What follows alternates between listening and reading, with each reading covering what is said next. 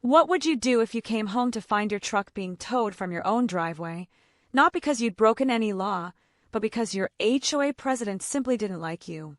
And what if that same person had been targeting you for months, looking for any excuse to make your life miserable?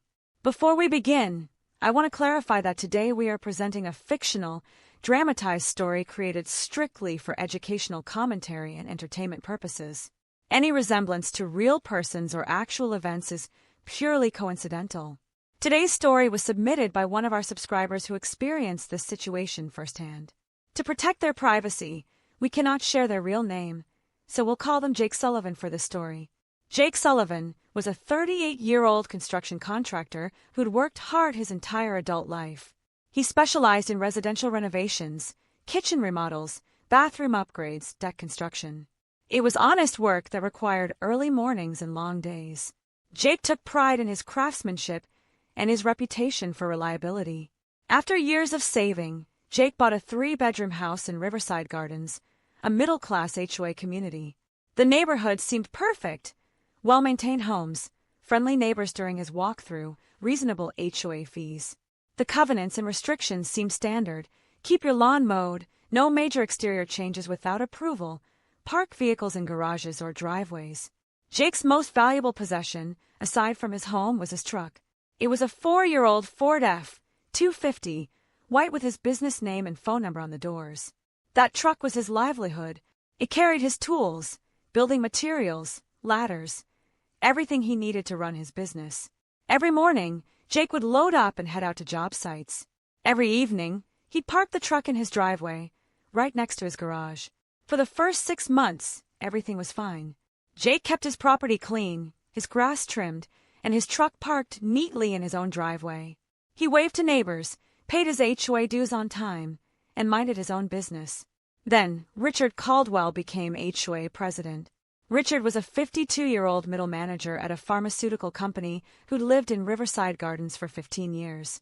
According to neighbors, he'd always been a bit officious, but becoming HOA president seemed to amplify his worst tendencies.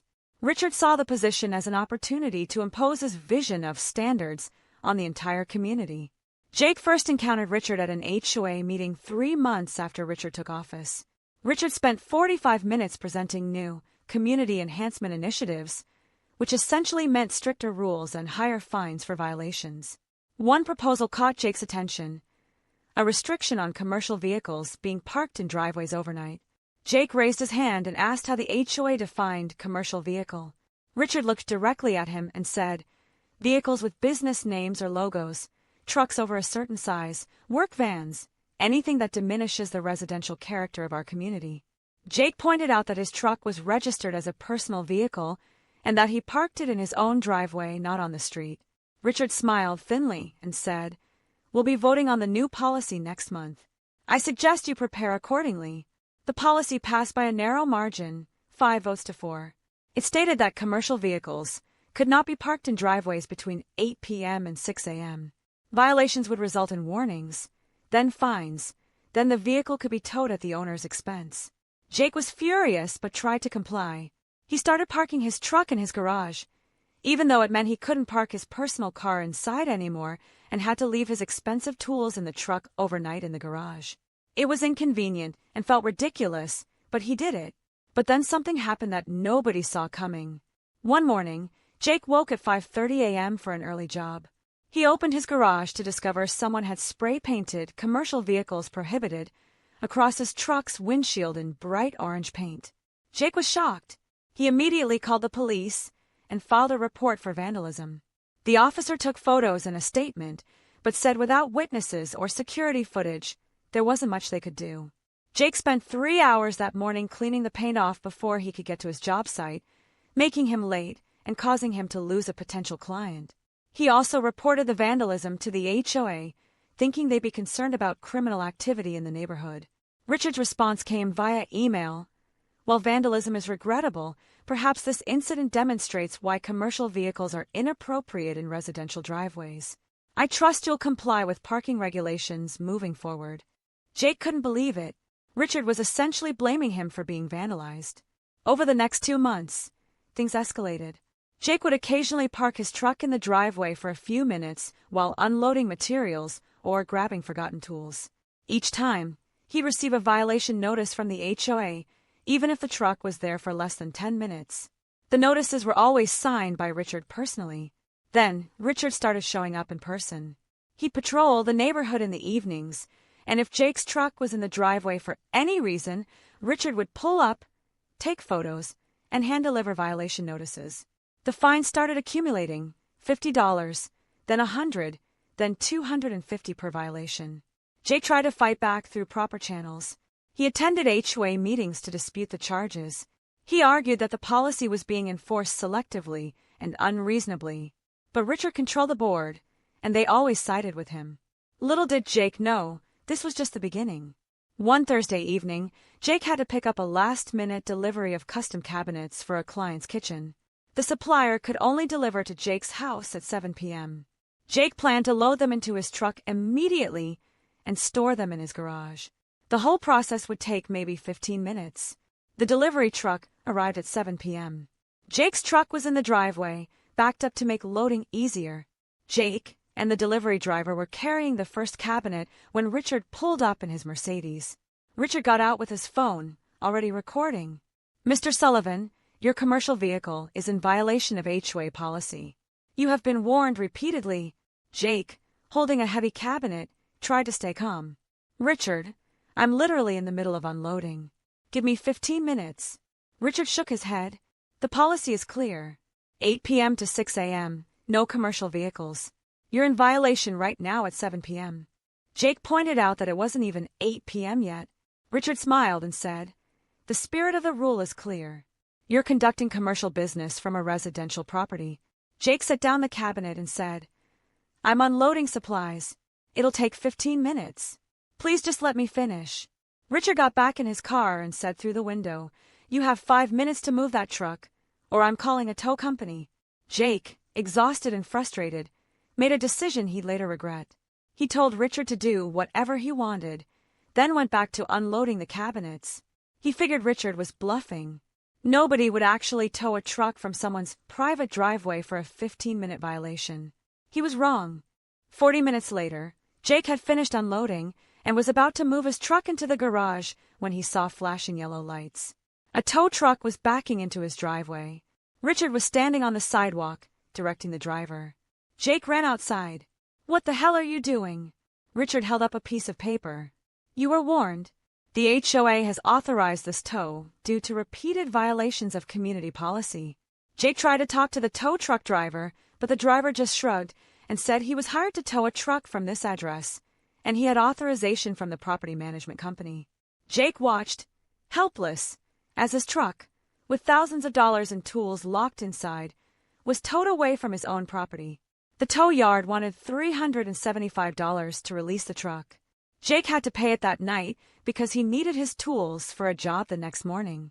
Between the tow fee, the accumulated HOA fines, and the time lost, Jake had lost over $1,000. And that's when Jake decided he was done playing by Richard's rules. The next morning, Jake contacted an attorney named David Restrepo, who specialized in HOA disputes and property law. After hearing Jake's story and reviewing the documentation, the violation notices, the towing authorization, the HOA bylaws, and the board meeting minutes, David's assessment was clear: the HOA had massively overstepped its authority. David explained that while HOAs can create parking rules, they cannot authorize towing from private driveways without proper notice and procedure. They especially can't do it for petty, vindictive reasons. The tow was likely illegal. The selective enforcement was discriminatory. And Richard's personal campaign against Jake could constitute harassment. David sent a demand letter to the HOA board and to Richard personally. The letter outlined the illegal towing, demanded reimbursement for all fees and fines, and threatened legal action if the harassment continued. Richard's response was breathtaking in its arrogance. He replied to the entire board via email, which David obtained through discovery later, saying, "This is exactly the kind of entitled attitude that our parking policies were designed to address. We will not be intimidated by legal threats. I recommend we countersue for defamation and frivolous litigation." That email became Exhibit A in Jake's lawsuit. Let us know in the comments which city you're watching from. If you're finding value in this video, please like, share, and subscribe. And if you've ever experienced a similar situation, feel free to share your story in the comments. Jake filed suit against the HOA and personally against Richard Caldwell and the board members who'd voted to authorize the tow. The lawsuit alleged illegal towing, harassment, selective enforcement, violation of property rights, and breach of fiduciary duty. The HOA's insurance company got involved immediately. After reviewing the facts, they were horrified. The insurance lawyer called an emergency board meeting and strongly recommended settling before this went to trial. Richard refused. He insisted they had the right to enforce community standards and that Jake was just trying to bully them. 3 other board members disagreed. They'd been uncomfortable with Richard's obsession with Jake's truck for months, but had gone along to keep the peace. Now facing personal liability, they wanted out. They voted to accept a settlement offer. Richard and one loyal ally voted no. The motion passed 3-2. But Richard still wouldn't give up. He tried to convince the board to fire their lawyer and hire someone who would fight. When that failed, he started a whisper campaign in the neighborhood, telling residents that Jake was trying to bankrupt the HOA and raise everyone's dues.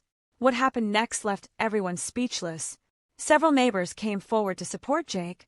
They'd witnessed Richard's harassment. Some had security footage showing Richard sitting in his car watching Jake's house. Others had been targeted by Richard for minor violations and were tired of his authoritarian approach. One neighbor, a retired attorney named Margaret, testified at a deposition that Richard had told her he wanted to make an example of Jake to show that blue-collar workers needed to respect the community standards. That testimony was devastating. It proved Richard's actions weren't about legitimate HOA governance, they were about personal bias and abuse of power.